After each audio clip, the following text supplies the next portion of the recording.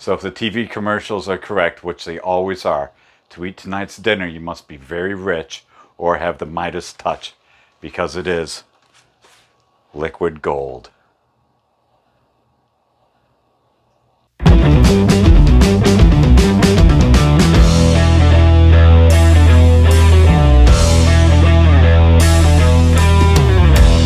So once again, meal cooking is all about timing. I already have a big pot of water starting to heat and boil. It takes a crazy long time to boil a pot of water. Longer than you would think it would. Water holds a lot of energy, that's why. I have the frying pan here. I'm going to fry up a pound of hamburger. This was in the freezer, so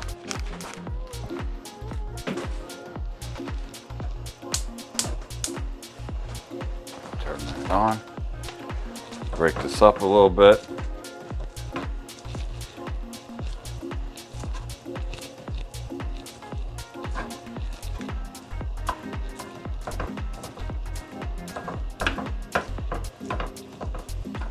Now, one thing I've noticed is store-bought hamburgers, since I've gotten used to eating number 49 from one of the local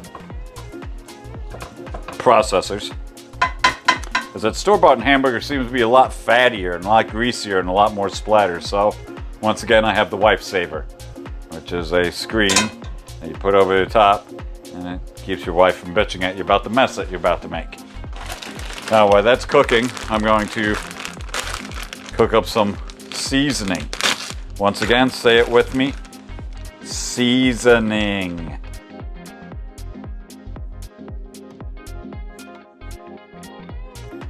Seasoning. That spells seasoning.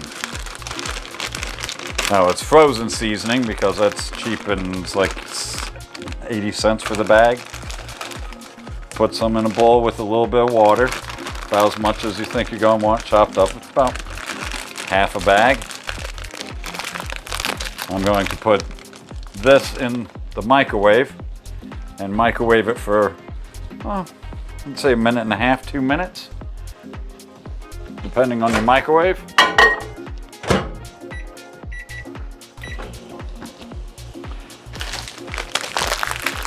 While that's cooking for 2 minutes, so actually thawing, I'm going to brown the hamburger. Which you've seen me cook hamburger many times now. So now, of all the non-stick pans, I cook straight meat in a cast iron. It tends to cook it better for some reason. Tastes better. Alright, so water.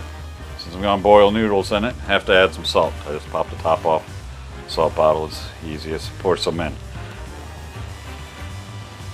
And you're like, oh, that's a lot of salt. No, it's not. It's supposed to be as salty as the ocean.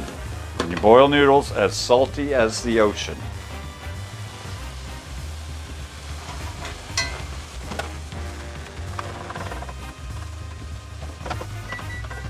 Not quite ready to be turned.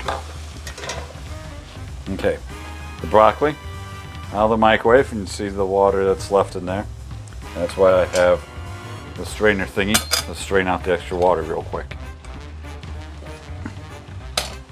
Okay, now take the seasoning, put on the cutting board.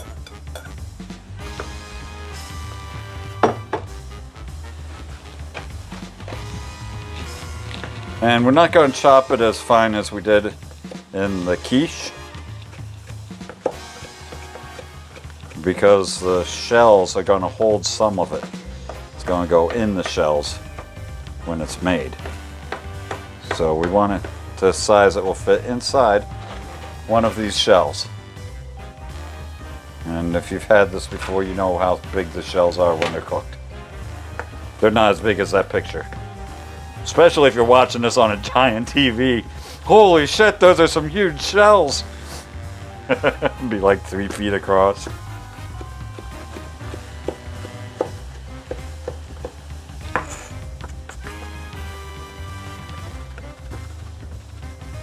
Check on my hamburger. Alright, time to turn it all. Damn, I can really tell a difference between this and our normal hamburger we get. Just the amount of steam coming off of it, the amount of water in it. I mean, look how liquidy that is. And that's just 1 pound. Didn't add no salt to it, nothing else. Just straight in the frying pan. Take for a lot of water. Wonder if they add water in processing it. 'Cause that all can't be fat.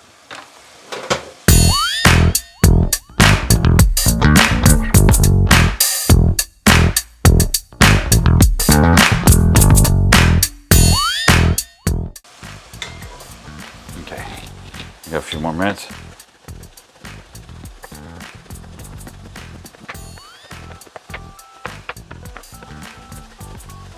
Alright, I think that's good enough size for the seasoning. Now that's like the biggest piece right there. So I think that's good enough.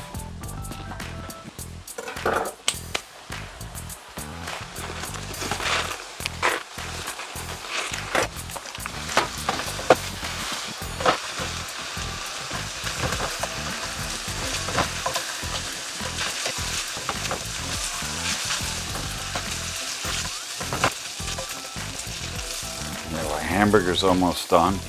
I'm going to stir in the shells into the water.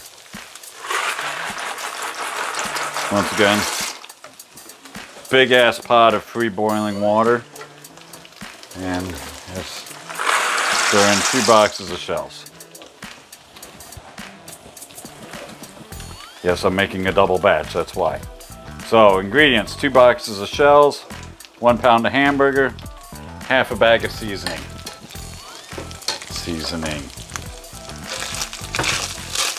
Finely chopped seasoning. How about that? Finely chopped.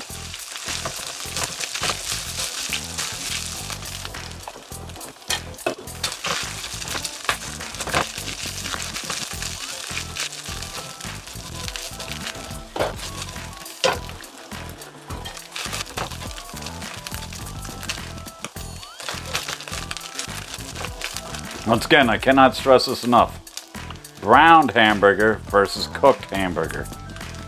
Brown, cooked. The darker it is, the better. See, that's flavor when it's brown. You're browning the hamburger. You're trying to make it actually turn brown, not just cook it to gray. Brown but not black. You don't want it burnt. Kind of like popcorn. A little bit of brown's good, too much, and ugh, goes bad real quick.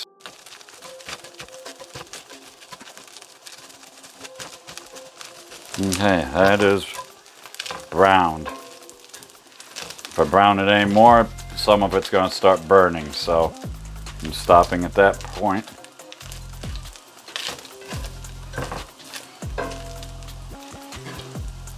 Keep it move while the pan's still cooling down.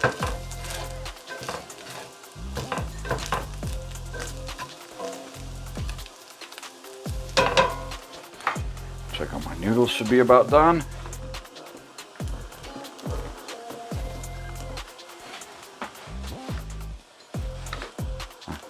This monkey only knows one way to tell if noodles are done.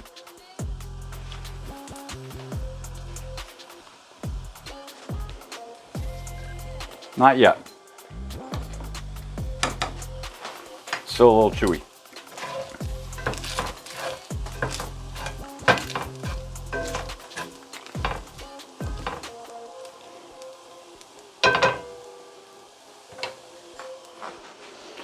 Okay, oh, I gotta get strainer for the noodles.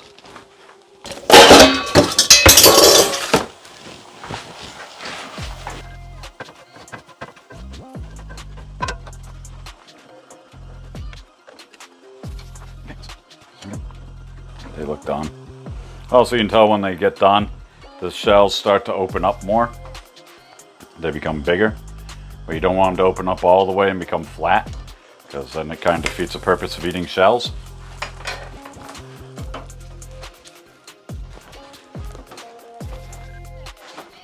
Okay, we'll put it back in the same pot.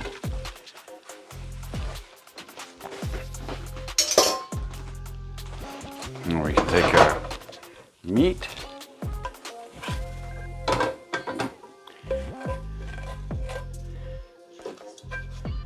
I will.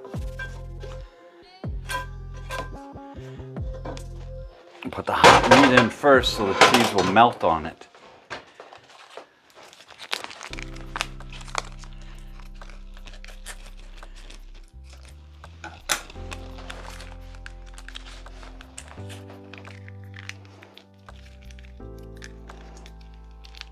Get all the cheese out, fold the package in half, and ring it on the side of the hot pot.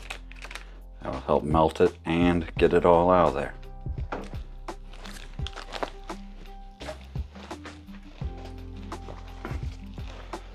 Now I put one package in, stir it, then put the second in. Otherwise you're trying to gently stir the whole thing through two giant clumps. If I do it this way, I'm going to try and get through one giant clump at a time.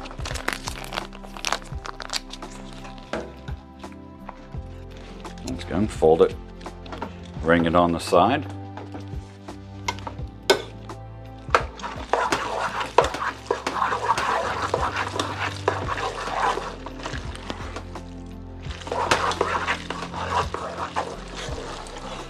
Stir that. You could eat it like this, but it'd be kind of gross and bland. So now's when we add a bit of seasoning.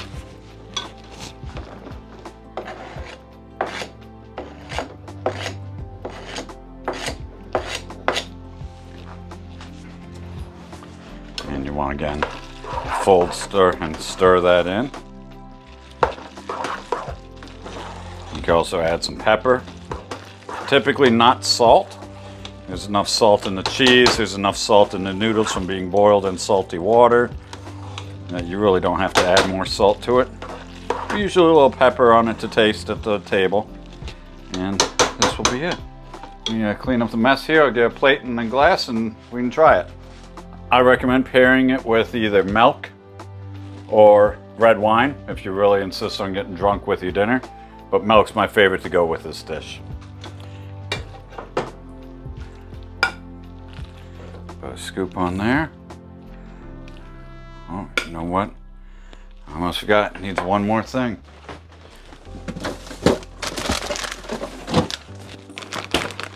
It's Wisconsin. Everything is better with a little bit of cheddar.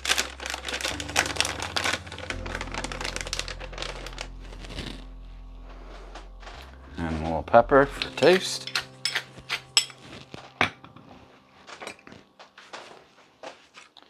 Midas touch, let's see.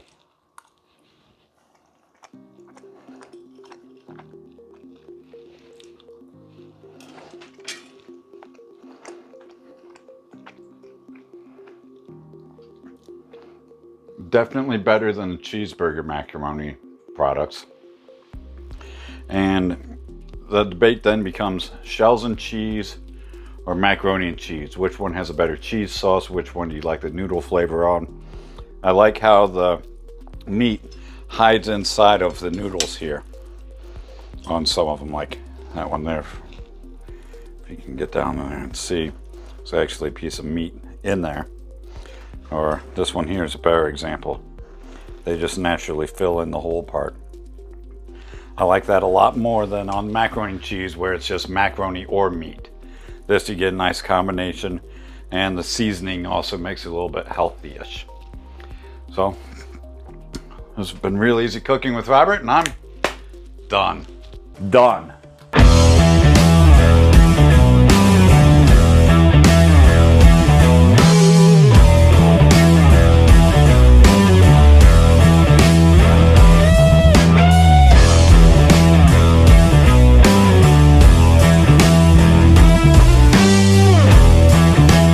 Seasoning.